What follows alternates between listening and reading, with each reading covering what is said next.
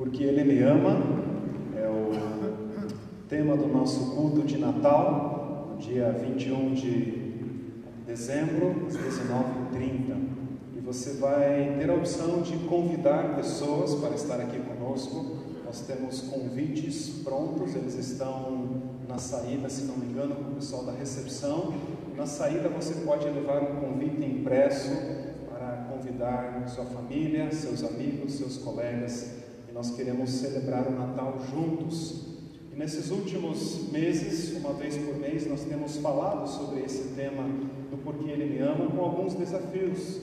E em setembro, o primeiro desafio, porque Ele me ama, eu oro por pessoas e pela sua transformação. Então nós fomos convidados e desafiados a orar por pessoas e pela transformação delas.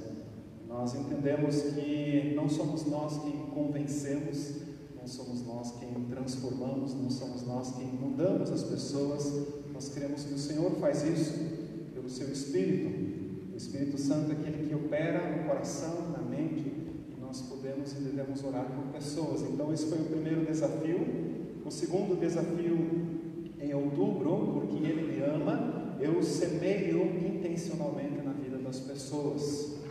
Então eu entendo que eu sou amado plenamente por Deus e por isso eu semeio, eu abençoo a vida de pessoas. E nós fomos desafiados a fazer isso de diversas formas, convidando pessoas, abençoando elas de alguma forma, seja com uma oferta financeira, com um presente, com palavras, com um abraço, com algum auxílio. Nós semeamos na vida de pessoas. Em novembro, porque Ele me ama, eu anuncio o Evangelho me relacionando com qualidade. Falamos sobre relacionamentos de qualidade. A glória de Deus se revela na qualidade das relações. Ou seja, quando eu me relaciono com qualidade com as pessoas, elas conhecem a Deus, elas experimentam a Deus por meio da minha vida, pela maneira como eu me relaciono com elas. Então, com isso, nós anunciamos o Evangelho. E o desafio de hoje, o último desafio antes do nosso culto de Natal, é porque Ele me ama, eu testemunho com poder a salvação e a vida em Cristo. Nós queremos sair daqui desafiados a testemunhar com poder sobre a salvação e a vida em Cristo. E o tema de hoje é porque Ele me ama, sou revestido de poder. Eu quero ler com vocês um texto em Lucas, capítulo 24, versículo 49. Lucas, capítulo 24, versículo 49.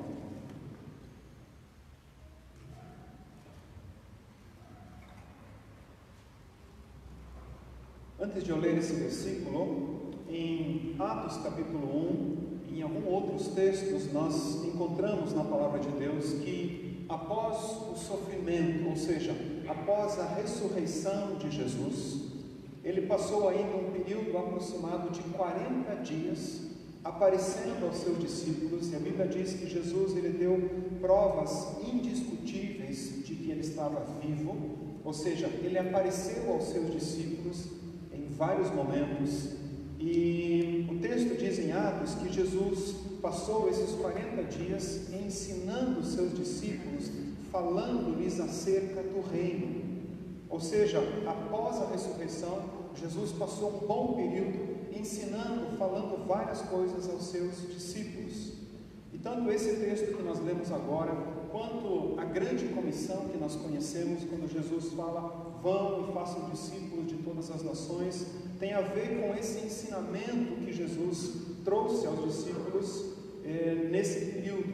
Então Jesus ele ainda não subiu aos céus, Ele cumpriu, Ele realizou a obra dele por meio da morte, sepultamento e ressurreição. Ele apareceu durante 40 dias ensinando a respeito do reino antes de subir aos céus. E aqui nós temos o texto onde Lucas que escreve as palavras de Jesus: eu lhes envio a promessa de meu Pai, mas fiquem na cidade até serem revestidos do poder do alto. São as palavras de Jesus E ele diz: eu lhes envio a promessa de meu Pai. Ele está dizendo, a promessa de Deus, ela se cumprirá. Fiquem na cidade, em Jerusalém, até serem revestidos do poder do alto.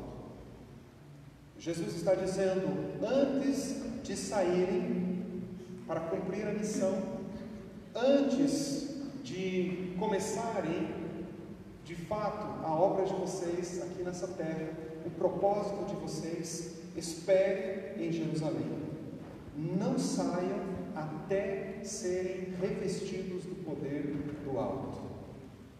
Jesus está ensinando e dizendo, olha, isso aqui é muito importante, isso aqui é fundamental, isso aqui é essencial para a vida de vocês. Não saiam, não façam sem serem revestidos do poder do alto.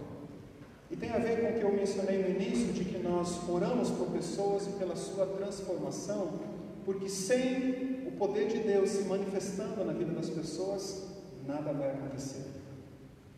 Com a nossa inteligência, com as nossas palavras, com o nosso conhecimento, nós jamais conseguiremos transformar a vida de uma pessoa. Não é por força humana, não é por conhecimento, não é por inteligência, mas é pelo poder de Deus. Por isso Paulo, ele escreve aos Coríntios, ele diz, eu não fui até vocês com palavras persuasivas de sabedoria humana, mas em demonstrações de poder e do Espírito. E Paulo diz assim, para que a fé de vocês não se baseasse na sabedoria humana, mas no poder de Deus. Ou seja, se o poder de Deus não se manifestar, não haverá transformação, não haverá salvação. E eu creio que se você está aqui hoje, possivelmente o poder de Deus em algum momento alcançou a sua vida. Você em algum momento experimentou o poder de Deus na sua vida. E ele pode acontecer em vários níveis, em várias dimensões. Às vezes o poder de Deus se manifesta no seu físico e você experimenta uma cura, você experimenta a sensação da presença de Deus na sua vida. Às vezes foram palavras que você ouviu, uma pregação, uma mensagem que abriu o teu entendimento, que trouxe uma convicção no seu coração de que você deveria crer em Deus, e você escolheu crer, e você entregou a tua vida ao Senhor Jesus. Isso acontece quando o poder de Deus se manifesta. Sem o poder de Deus, sem a manifestação do poder de Deus, nada acontece, nenhuma transformação acontece, não há salvação, não há vida, não há cura, não há milagre, se o poder de Deus não se manifestar. E Jesus está dizendo aos discípulos, não saiam, não se movam, sem antes serem revestidos do poder do alto. E quando Jesus fala da promessa, eu lhes envio a promessa de meu Pai, a promessa tem a ver, a promessa é o Espírito Santo. Em vários momentos, Jesus ele esteve com os discípulos deles, ensinando eles. Ele diz, por exemplo, são as palavras de João Batista. João Batista ele estava batizando no deserto para arrependimento de pecados, para preparar o povo para a manifestação de Cristo. E João Batista diz, eu vim para batizar com água, eu batizo com água. E ele diz, aquele que vem após mim é maior do que eu, é mais poderoso do que eu não sou digno nem de abrir as sandálias, as correias das suas sandálias. E João Batista diz, ele os batizará com o Espírito Santo, com fogo. Jesus, em João 14, Jesus ele está falando aos seus discípulos, ele está dizendo aos seus discípulos que ele não deixará os seus discípulos órfãos, ele não os deixará sozinhos.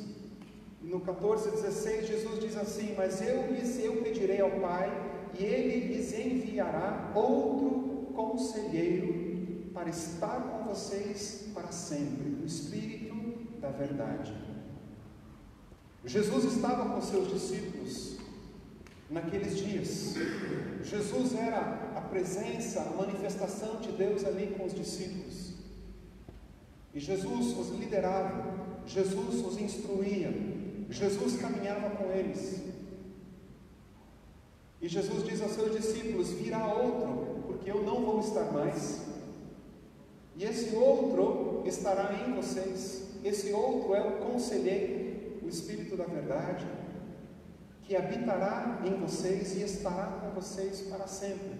Então Jesus, ele está manifestando a promessa do Pai. No Antigo Testamento nós encontramos alguns textos que falam dessa mesma promessa do Espírito Santo que seria enviado e da obra do Espírito Santo. Por exemplo, em Ezequiel capítulo 36, Ezequiel capítulo 36, a partir do versículo 26 diz assim: aspergirei água pura sobre vocês e ficarão puros.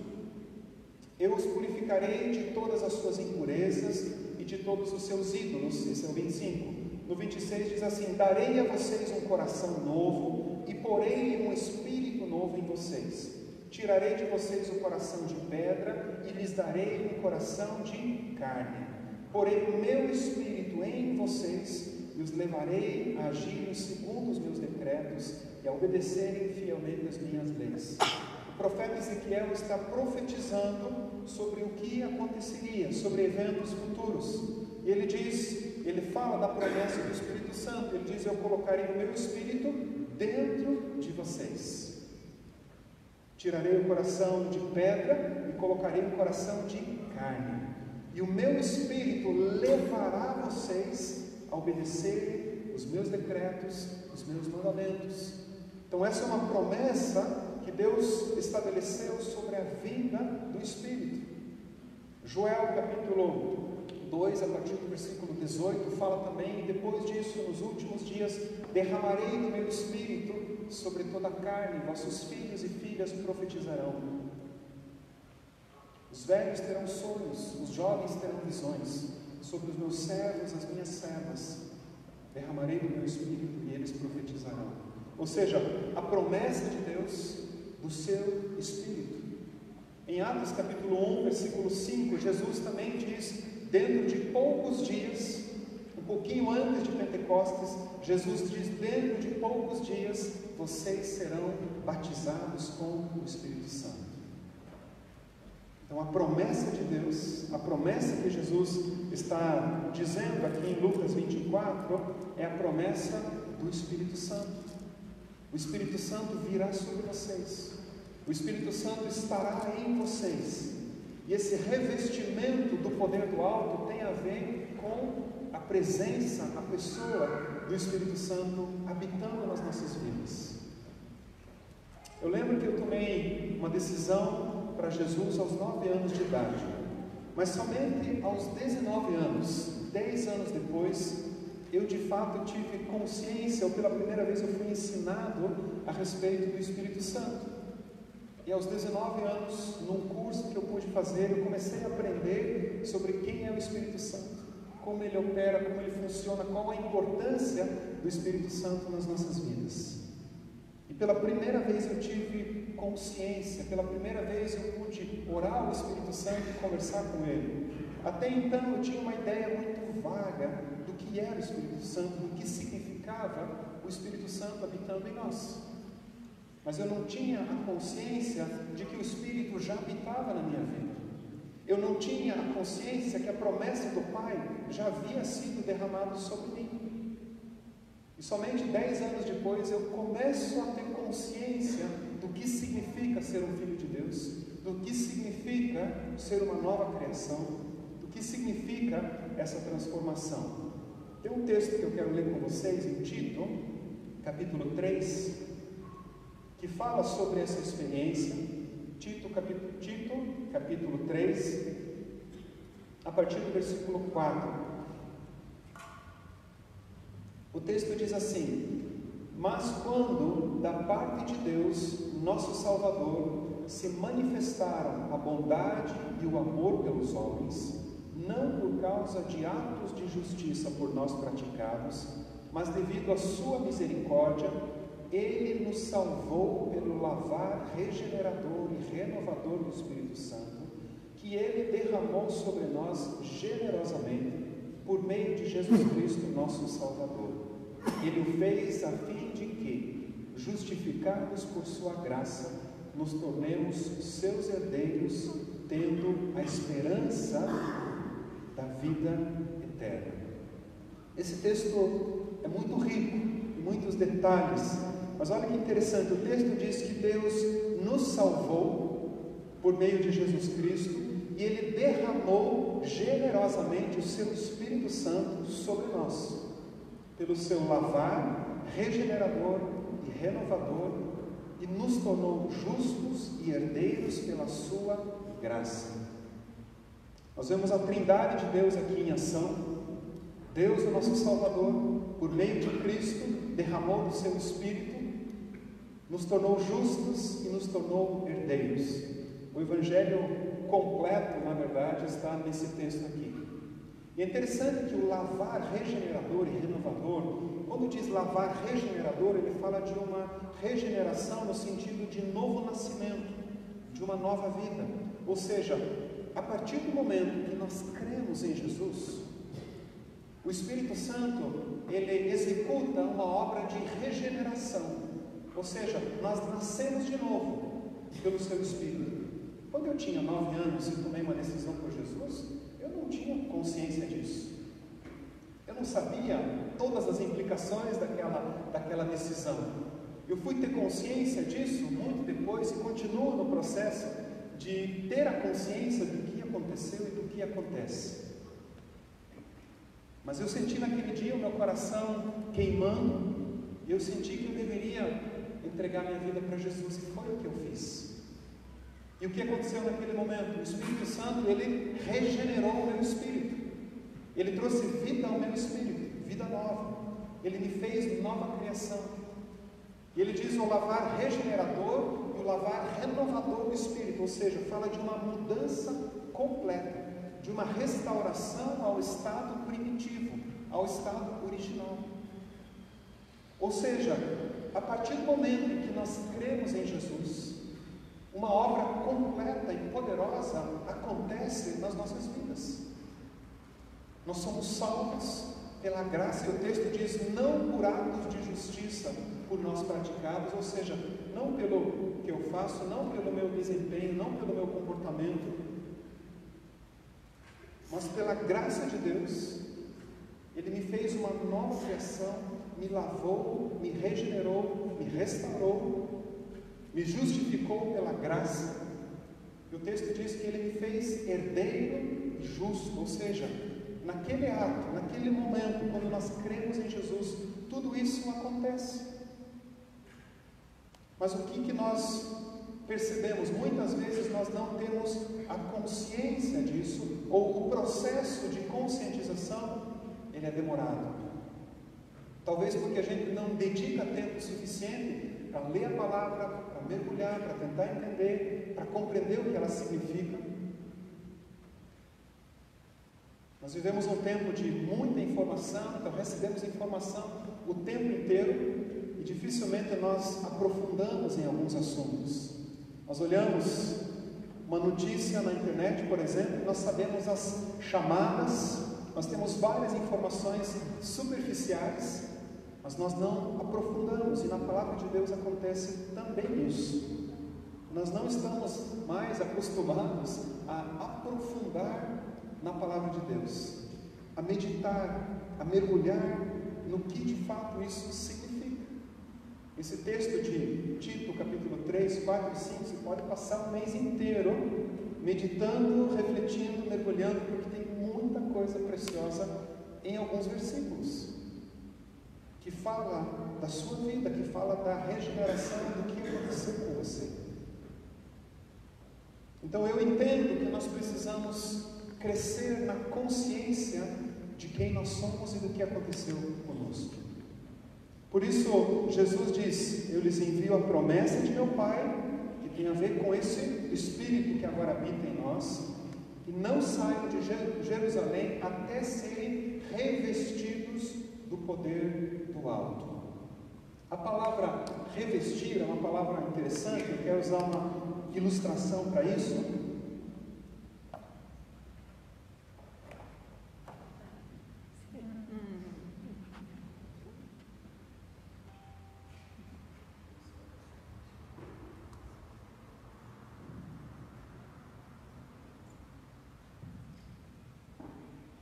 Vamos supor que você está sendo convocado para representar a nossa seleção.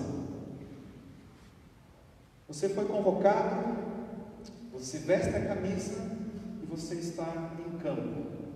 O que se espera de você? Me ajude um pouquinho. O que nós esperamos de alguém que veste a camisa e entra em campo? Que ele dê o melhor? O que mais?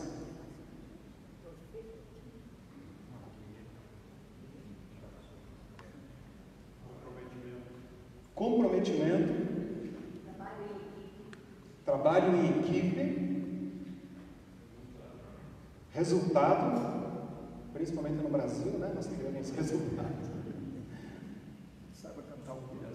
Ele saiba cantar o hino. Muito bom. Que ele aceite o desafio, é isso? Ok. Foco. Que ele esteja preparado fisicamente para isso. Que ele esteja apto, de fato, a assumir essa posição, esse papel. A ideia de revestir-se do poder do alto, de sermos revestidos do poder do alto, tem a ver com isso. Vestir uma camisa tem a ver com assumir uma identidade, tem a ver com assumir uma natureza. Nós queremos que alguém que vista essa camisa, que ele de fato assuma a identidade, que ele de fato se orgulhe de ser brasileiro e que ele dê a vida dele em campo, com garra, com determinação, que ele se esforce, que ele dê o melhor, como que ele se comprometa, que ele de fato assuma essa natureza, diga: eu sou brasileiro, eu vou honrar essa camisa, vou cantar o hino nacional, vai saber o hino nacional, porque vai com orgulho falar sobre essa nação. E a ideia de vestir a camisa tem a ver, o texto no original fala de algo que permanece e caracteriza. Jesus está dizendo: eu vou dar a vocês uma vestimenta que vai permanecer sobre vocês, e ela tem características, ela caracteriza algo, e Jesus diz: vocês serão revestidos do poder do alto. O poder de Deus é característica de alguém que tem o Espírito Santo. Se o Espírito Santo habita em você, a característica é o poder de Deus, é uma das características, é o poder de Deus. Em 2 Timóteo 1,7, Paulo diz: pois Deus não nos deu um espírito de covardia, mas Ele nos deu o quê? Um espírito de poder, de amor e de equilíbrio. O que significa isso?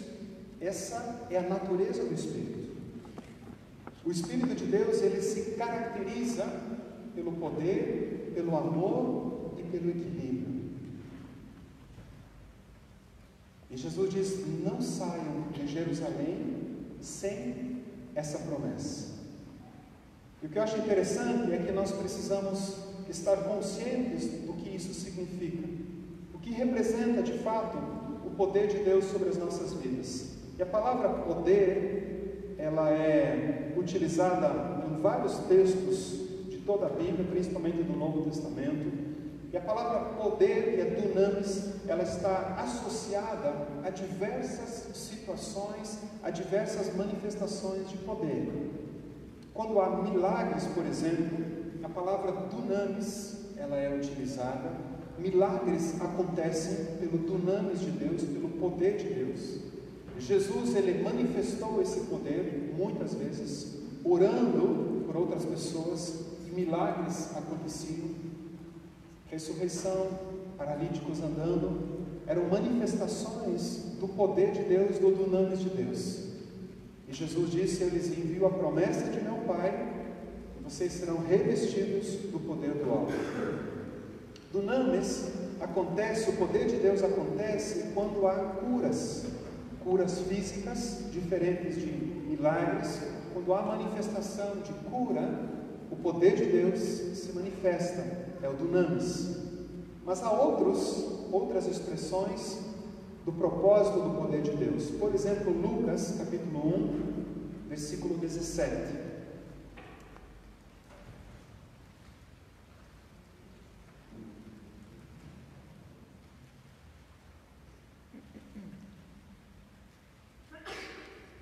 Lucas 1,17, o texto diz assim: e irá diante do Senhor, fala a respeito de Cristo, no espírito e no poder de Elias, para fazer voltar o coração dos pais a seus filhos e os desobedientes à sabedoria dos justos, para deixar o povo preparado para o Senhor. Fala de João Batista, na verdade.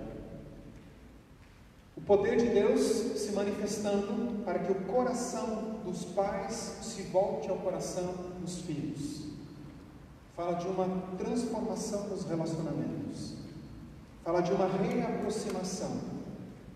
Fala de pais e filhos voltando o seu coração um ao outro e se aproximando pelo poder de Deus. Desobedientes voltando à sabedoria dos justos, ou seja, alguém que está no caminho de desobediência é transformado, o caminho dele é alterado e ele volta ao caminho da sabedoria dos justos. O poder de Deus, ele se manifesta para expulsar espíritos imundos. Há vários momentos onde a palavra poder está associada a essa manifestação do poder, expulsando demônios. Demônios eram expulsos, muitos eram curados por consequência disso, e o poder de Deus estava se manifestando sobre isso. Atos 1,8 diz que vocês receberão poder quando o Espírito Santo vier sobre vocês, e vocês serão minhas testemunhas. O poder de Deus é para testemunharmos. Quando nós testemunhamos, há uma manifestação do poder de Deus, e nisso nós precisamos crer e estar conscientes. Às vezes nós estamos temerosos em compartilhar a palavra de Deus, em compartilhar experiências, em compartilhar coisas que aconteceram conosco, porque nós não sabemos como as pessoas vão reagir, como elas vão aceitar ou receber aquilo, porque nós não estamos conscientes de que o poder de Deus está conosco, de que nós estamos revestidos do poder de Deus, e o poder de Deus vai se manifestar, e é Ele que ministra, é Ele que toca o coração. Então nós falamos, nós semeamos, nós oramos, nós abraçamos, nós servimos, e Deus ministra o coração, Deus mexe no coração das pessoas, transformando suas vidas. O poder de Deus é para a salvação e para nos proteger para a salvação. Olha que interessante, 1 Pedro, capítulo 1, versículo 5. 1 Pedro 1, 5 diz assim: mediante a fé, que, vamos ler um pouquinho antes, para uma herança que jamais poderá perecer, macular-se ou perder o seu valor, herança guardada nos céus, para vocês que, mediante a fé, são protegidos pelo poder de Deus até chegar à salvação, prestes a ser revelada no último tempo. O poder de Deus, do qual nós estamos revestidos, ele nos protege para recebermos a nossa herança. Ele nos protege para que essa salvação ela seja de fato concluída, para que ela de fato seja consumada. Ou seja, nós somos salvos pelo poder de Deus e nós somos mantidos pelo poder de Deus. Ou seja, o poder de Deus ele nos sustenta na salvação, ele nos mantém na salvação, e nós fomos revestidos desse poder. O poder de Deus, ele nos dá suporte na fraqueza. 2 Coríntios, capítulo 12, versículo 9.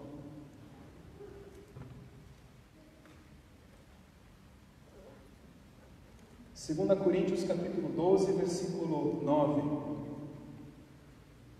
Mas ele me disse: minha graça é suficiente para você, pois o meu poder se aperfeiçoa na fraqueza. Portanto, eu me gloriarei ainda mais alegremente em minhas fraquezas, para que o poder de repouse em mim. O poder de Deus nos dá suporte na fraqueza. Ele nos sustenta em momentos onde talvez não temos forças, não temos ânimo, não temos coragem. Ele nos suporta. Ele nos suporta em tempos de sofrimento, 2 Timóteo 1:8.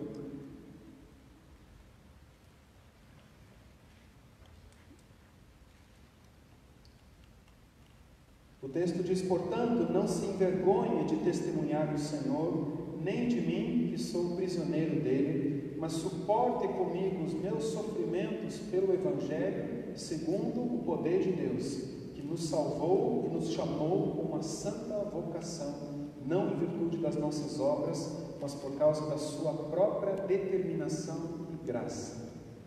O poder de Deus, ele nos suporta em tempos de sofrimento.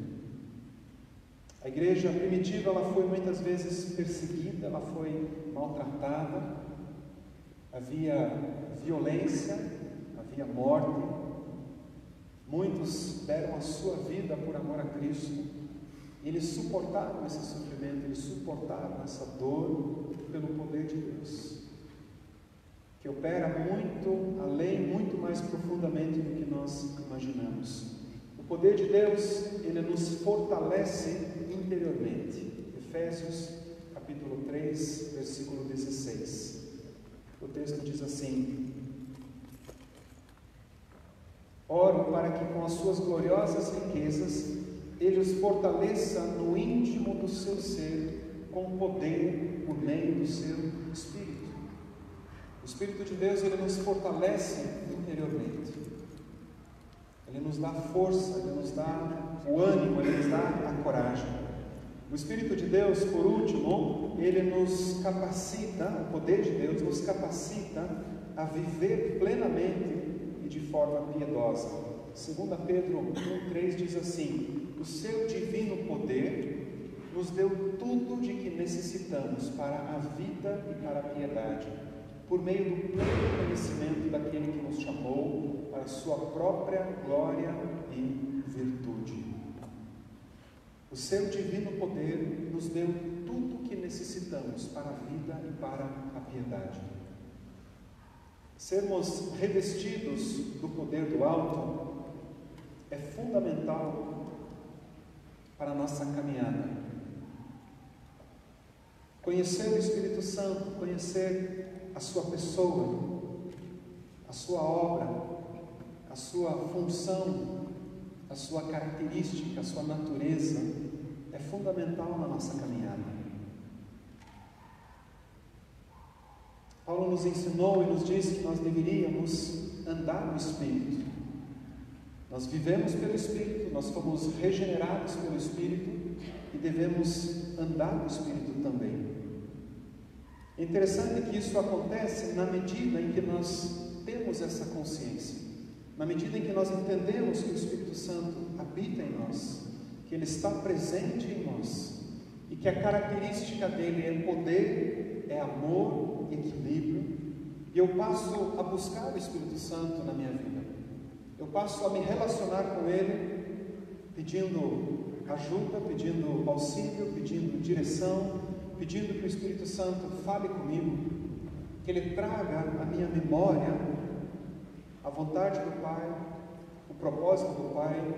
Jesus, Ele falou aos discípulos e disse: Ele, o Espírito Santo, lhes fará lembrar de tudo aquilo que eu lhes disse.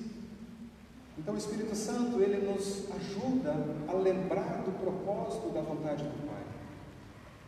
E como que ele faz isso?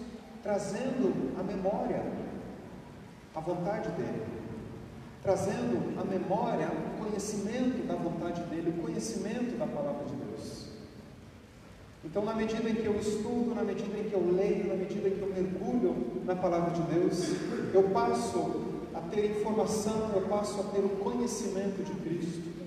O Espírito Santo, ele começa a trabalhar com todo esse conhecimento, trazendo direcionamento, trazendo a vontade, trazendo direção.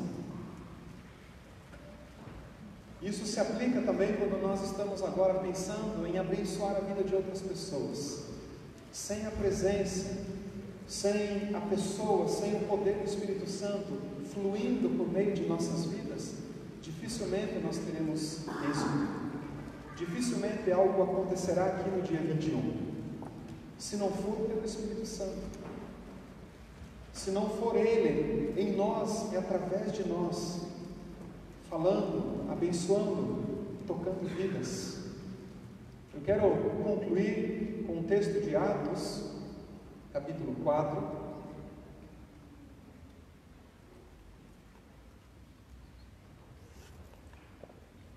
Atos capítulo 4, o Espírito Santo havia sido derramado sobre a igreja foi revestida do poder do alto. Logo após isso, a igreja, ela se levanta, ela começa a anunciar, ela começa a pregar o Evangelho. Muitas pessoas creem, muitas pessoas são batizadas, muitas pessoas são transformadas, porque o poder de Deus se manifesta.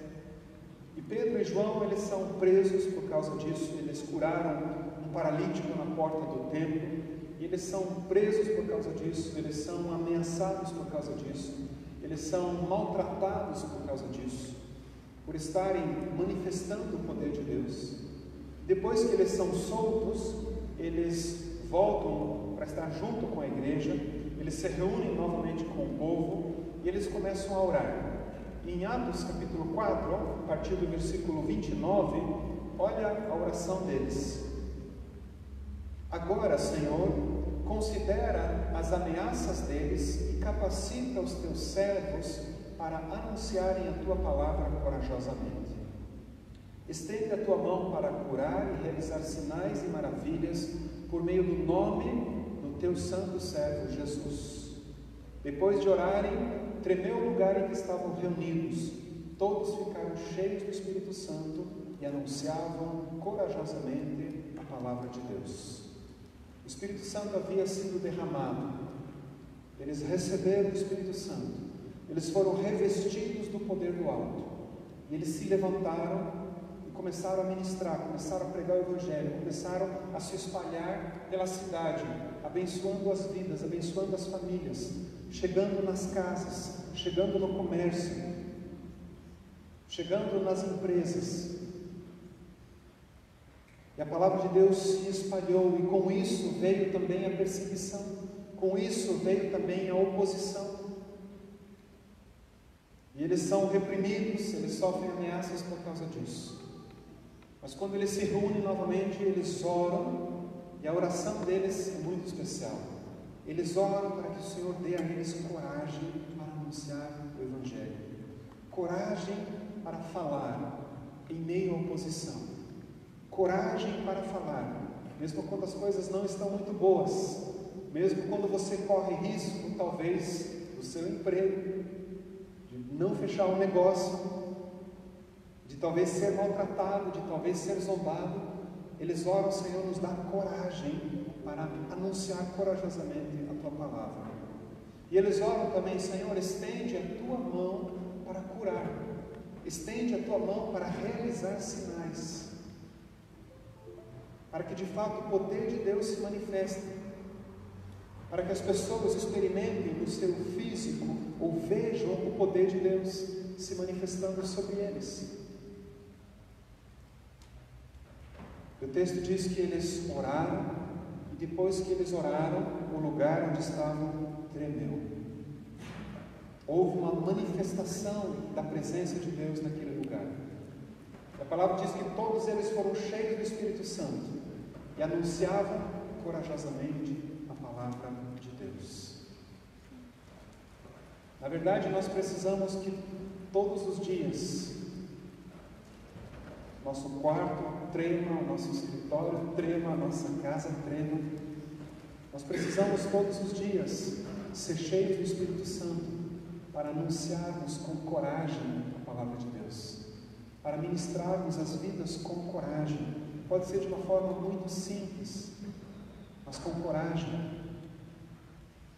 Eu gostaria que você recebesse e aceitasse esse desafio nessas últimas semanas, antes do dia 21, temos 2 semanas ainda, que você de fato ore para que o Espírito Santo venha sobre a sua vida e você seja cheio do Espírito Santo, você seja cheio da presença dele, para que você possa anunciar com coragem, para que você possa de repente falar com aquele que você nunca falava, para que você possa convidar de repente alguém que você não teria coragem de convidar, mas você convida, você se aproxima e você diz: olha, vai ter um culto especial de Natal no dia 21, quero convidar você e sua família. Se você tiver a oportunidade, você pode orar pela pessoa. Às vezes você percebe alguém doente, alguém que está passando mal, alguém que não está bem à sua volta, e você pode ser aquele que se aproxima e diz: eu posso orar por você, eu posso te ajudar, te servir de alguma forma. E esse coração voltado para o próximo, consciente de que eu estou revestido do poder de Deus, e de que se eu orar, ou de que se eu fizer algo, vai acontecer. De alguma forma o Espírito Santo vai ministrar esse coração, de alguma forma uma mensagem será transmitida ao coração dessa pessoa. Eu e você fomos criados para fazer a diferença, nós fomos criados para amar, nós fomos criados para servir. Então, receba esse desafio. Nós queremos orar ainda para que vocês sejam de fato cheios do Espírito Santo, para que haja uma consciência do que nós fomos revestidos. Você já foi revestido do poder do alto. Talvez você ainda nunca experimentou esse poder na sua vida. Talvez até hoje aquilo foi apenas uma informação na sua razão, mas você nunca viu isso de fato acontecendo. Mas se você buscar, se você aceitar, se você crer de fato que você foi revestido desse poder e ousar dar o primeiro passo, eu creio que o poder de Deus vai se manifestar através da sua vida. Amém? Quero chamar a equipe numa só voz que venha aqui à frente. Quero convidar você a se colocar em pé. Eu gostaria que você mesmo orasse nesse momento agora. Você coloque a tua vida diante de Deus. Você agradeça a Deus pelo Espírito Santo que habita na sua vida. E você diga: Senhor, eu estou consciente de que eu fui revestido com o poder do alto, de que eu fui revestido com a tua presença, com o teu Espírito. Eu creio que é como se o Senhor estivesse convocando a cada um de nós e dando a cada um de nós uma camisa da seleção e dizendo a você: eu confio em você, você está apto, vista essa camisa, assuma a minha identidade, assuma a identidade do Espírito na sua vida e viva de tal forma. E a sua vida por isso, dê o seu melhor por isso.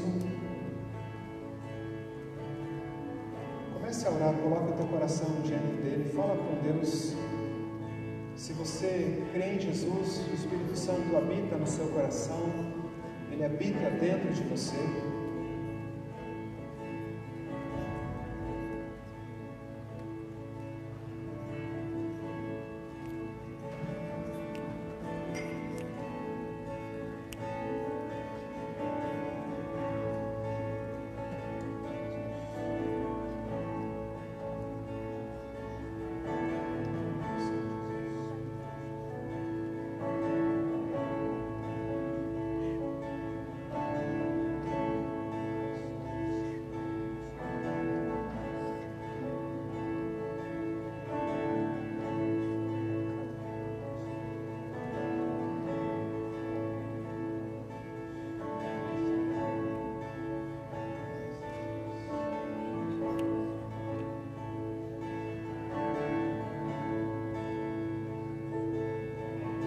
Pai, obrigado pela promessa do Teu Espírito Santo. Obrigado, Pai, porque o Teu Espírito Santo foi derramado generosamente sobre nós, lavando, restaurando, trazendo vida, nos tornando filhos, nos tornando herdeiros, nos tornando justos por meio da obra de Cristo. Obrigado, Jesus, por não nos deixar órfãos, mas enviar o Conselheiro, o Consolador,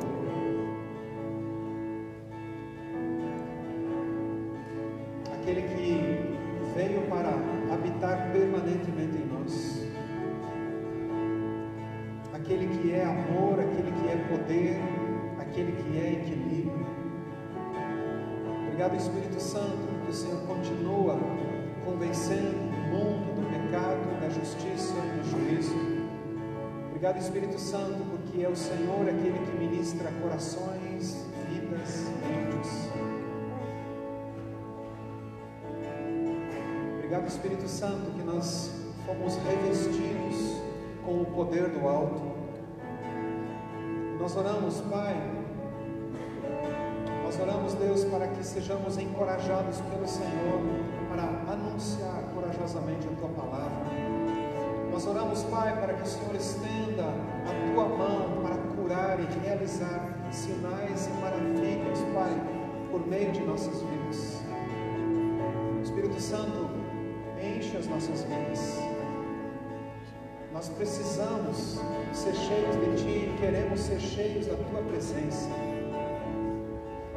Vem sobre nós, Espírito Santo. Vem sobre nós e manifesta o poder, o amor. Pai, eu oro por aqueles que talvez nunca ainda tiveram consciência, nunca conheceram o Espírito Santo de fato em suas vidas.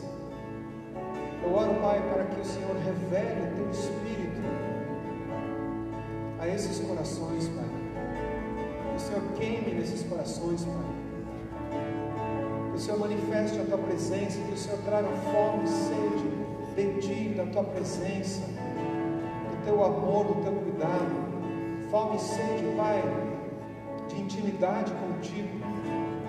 Que o Teu Espírito Santo, Pai, gere em nós uma busca ardente, uma busca incessante, Pai, de conhecermos ao Senhor mais e mais. Ó Espírito Santo, vem sobre cada homem, cada mulher, jovem, adulto, crianças, adolescentes. Vem sobre todos nós, Espírito Santo.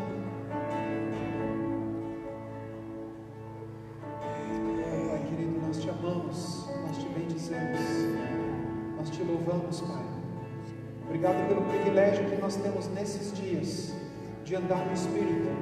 Obrigado pelo privilégio que nós temos, Pai, nesses dias de caminhar contigo em toda e qualquer circunstância. Obrigado, Pai, pelo Teu Espírito que nos faz lembrar de todas as coisas. Obrigado pelo Teu Espírito que nos suporta, nos dá suporte na fraqueza, que nos dá suporte no sofrimento. Teu Espírito, Pai, que nos fortalece interiormente. Teu Espírito que opera quando testemunhamos. Teu Espírito que realiza sinais e maravilhas, Pai. Muito obrigado, Senhor. Muito obrigado, Pai. Traga essa consciência, Deus. Traga essa consciência sobre cada um aqui, Pai. Obrigado, Senhor. Obrigado, Pai, porque a Tua palavra diz que o Espírito Santo é o selo, é a promessa, é a garantia da herança que está por vir. Obrigado, Pai. Obrigado porque estamos sendo guardados, protegidos pelo Teu poder, para experimentarmos a salvação e a herança na Sua plenitude, Pai. Muito obrigado, Pai. Nós Te louvamos e Te agradecemos em nome de Jesus. Amém. Se você gostaria que nós orássemos por você, você pode vir aqui à frente. O culto está terminando agora, mas nós teremos prazer em orar por você e abençoar a sua vida. Que Deus te abençoe. Um ótimo domingo. Dá um abraço na pessoa que está do seu lado. Se você quiser, já ora por ela também, já abençoa a vida dela. Também. Que o Senhor esteja Cada um de vocês.